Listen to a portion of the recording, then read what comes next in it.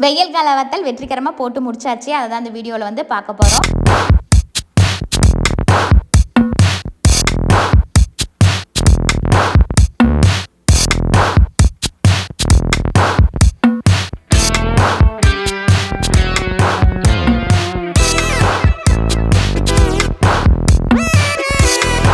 இந்த வருஷத்துக்கு எவ்வளோ வத்தல் தேவையோ அவ்வளோ வத்தலை நாங்கள் வந்து போட்டு முடித்து காய வச்சு எடுத்து வச்சாச்சு. இப்போ வந்து பார்க்க போகிற அளவு வந்து 2 மகாணி.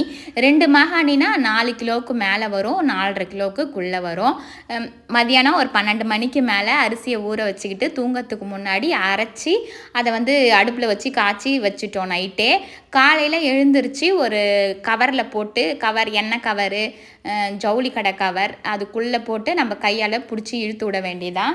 இந்த அச்சு இதை மாதிரி வச்சு செஞ்சோம்னா அது ரொம்ப லேட் ஆகும். இந்த மாதிரி பாலித்தன் கவரில் நல்லா திக்காக இருக்கிற கவரில் போட்டோம்னா டக்குன்னு போட்டு முடிஞ்சிடும். அப்படி தான் நான் போட்டிருந்தேன். அப்படி தான் இந்த வீடியோவில் வந்து பார்க்க போகிறோம். என்னுடைய கிரைண்டர் வந்து சின்ன கிரைண்டரு, 2 மகாணி வந்து டக்குன்னு அரைக்க முடியாது. 3 டைமாக போட்டு அரைச்சிக்கிட்டேன். அதில் ஒரு டைம் மட்டும் பச்சை மிளகா சேர்த்துக்கிட்டேன். ஒரு 15 பச்சை மிளகா சேர்த்துக்கிட்டோம்.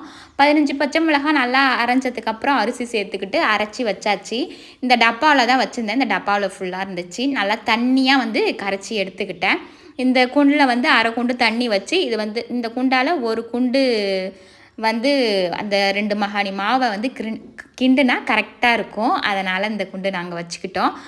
தண்ணி நல்லா சூடானதும், கொதிக்கலாம் இல்லை, கொதிக்கிறதுக்கு முன்னாடியே நான் வந்து மாவை வந்து ஊற்றி கிண்டிட்டேன். ஏன்னா அப்போ தான் கட்டி இல்லாத வரும் அப்படிங்கிறதுனால.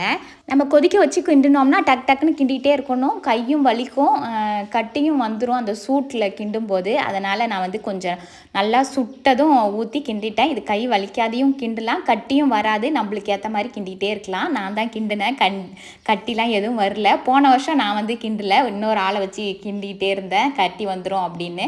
போன வருஷம் வந்து கொஞ்சோண்டு செஞ்சு பார்த்தேன், அது வந்து டக்குன்னு முடிஞ்சிச்சு. அதனால் இந்த வருஷம் 2 மகாணி போட்டுட்டேன். 2 மகாணி எங்களுக்கு தேவையானதை போட்டு வச்சாச்சு.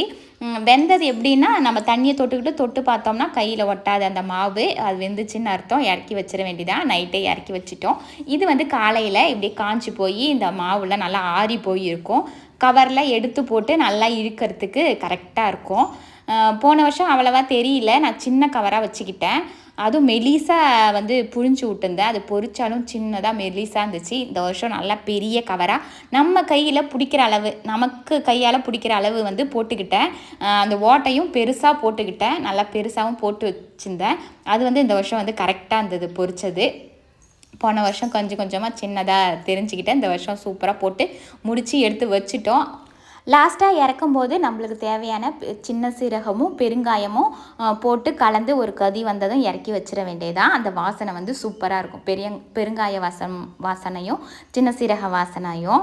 அவ்வளோதான். அந்த வத்தல் ரொம்ப ஈஸி. நான் ரொம்ப இதை பெரிய விஷயமா நினச்சிட்டு இருந்தேன். சூப்பராக அந்த வருஷம் வந்து போட்டு முடிச்சாச்சு. இப்படி தான் போட்டிருந்தோம்.